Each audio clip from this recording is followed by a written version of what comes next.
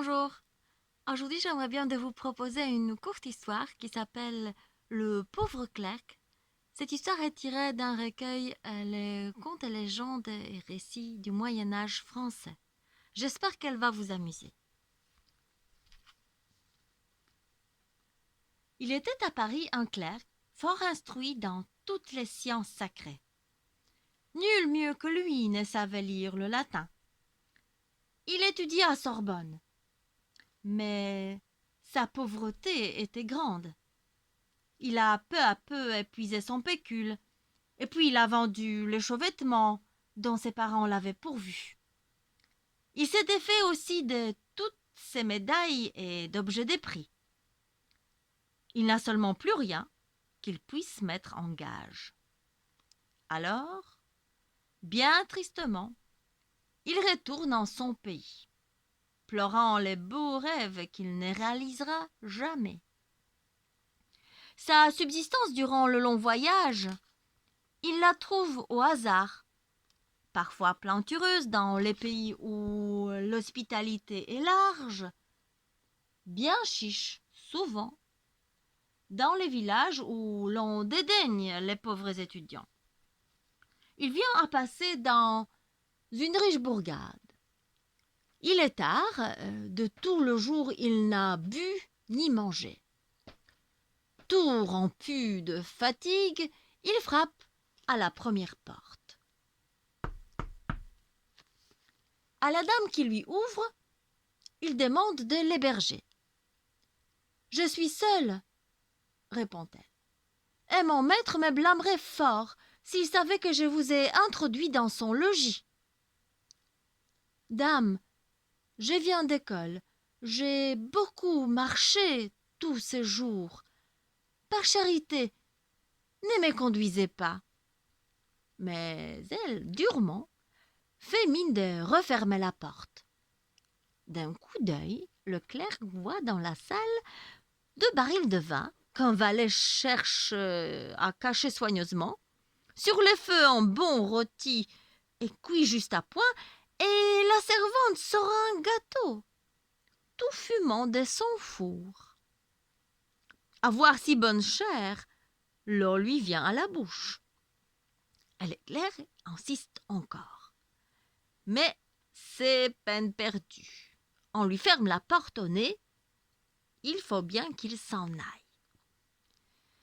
À quelques pas de là, il rencontre un archer en brillant uniforme, et celui-ci entre tout de go dans cette maison d'où on l'a chassé. En voilà un qui va faire bonbons. Pensif, le clerc cherche à se tirer d'embarras, mais que faire quand on a sa science pour tout bagage? Un prud'homme va à passer sur la route, justement il l'interpelle. Voilà un gars qui paraît bien là et penaud. Que cherchez-vous, mon brave? Je ne suis qu'un pauvre écolier qui a beaucoup marché et qui cherche en vain un gîte. Qu'à cela ne tienne, seigneur clerc, quittez cette mine de confite, je vous hébergerai, moi, bien volontiers. Dites-moi, avez-vous frappé à cette porte? Hélas, oui, l'on m'a conduit. Eh bien, retournez-y. C'est mon propre logis. Je vous y ferai bien traiter, vous pouvez m'en croire. Ils y vont tous deux. Devant la porte, le prud'homme appelle à voix haute. Sa femme l'entend. La voilà très effrayée. Vite, elle enferme dans un grand bahut cet homme qui venait d'entrer chez elle, puis elle cache les fines victuailles. Enfin, elle se décide à ouvrir. Le clerc entre avec le maître dans la maison. « Or ça, dit le bourgeois, serve-nous à manger. »« Vous savez bien, dit la dame en maugréant, que nous n'avons rien de prêt. N'avez-vous pas tout mangé ce matin? Enfant de fort mauvaise grâce, elle prépare une maigre pitance. Tandis qu'elle s'affaire, le mari demande au clerc quelque conte ou quelque récit afin d'attendre gaiement le repas. Le jeune homme commence de bon cœur. Chemin faisant, j'ai rencontré un jour un troupeau de porcs. Un loup qui passait se jeta sur l'un d'eux, dont la chair, certes, me parut grasse et appétissante autant que celle du rôti que je vis mijoter tantôt ici. « Qu'est-ce à dire ?» s'écrie le mari. « Auriez-vous donc ici un rôti tout prêt, quand vous ne nous régalez que de ce pois chiche ? Voilà ma bourgeoise bien Marie. » On lui fait donc apporter la viande. Cependant, le clerc continue son récit. Le loup s'est donc jeté très férocement sur la bête, et je vis le sang couler en abondance, vermeil, comme ce vin que l'on rangeait tout à l'heure. Nous avons donc aussi le vin. Certes, répond la dame qui reprend de l'assurance. Voyez comme je pensais à vous. C'est fort bien fait. Nous serons donc deux avec le clerc à pouvoir en profiter.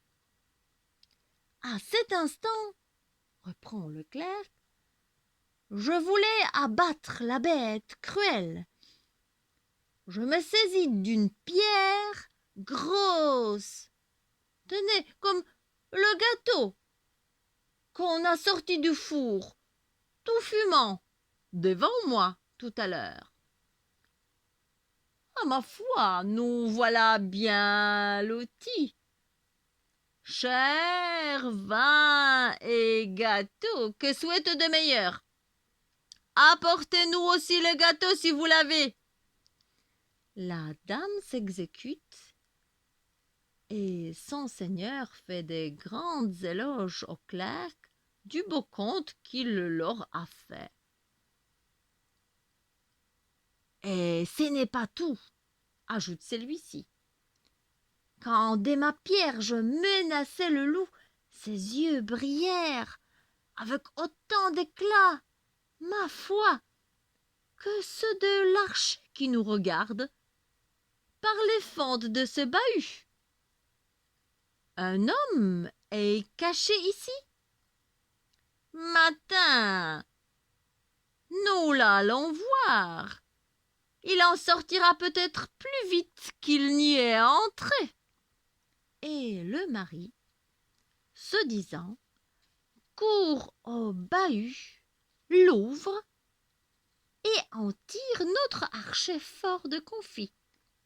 Les cheveux en désordre et ses brillants atouts fort fripés et salis dans les trois bahuts. Il ne lui laisse guère le temps de s'expliquer. D'un maître coup de pied, appliqué au bon endroit, je vous assure, il envoya rouler le galant dans la poussière à 20 pas de logis. Tel est pris qui croyait prendre. Fin de l'histoire. Je vous montre le bahut et le galant dedans. Malheureux. J'espère que cette histoire vous a amusé. Au plaisir de vous retrouver à une prochaine fois, j'espère bien. Merci de m'avoir écouté.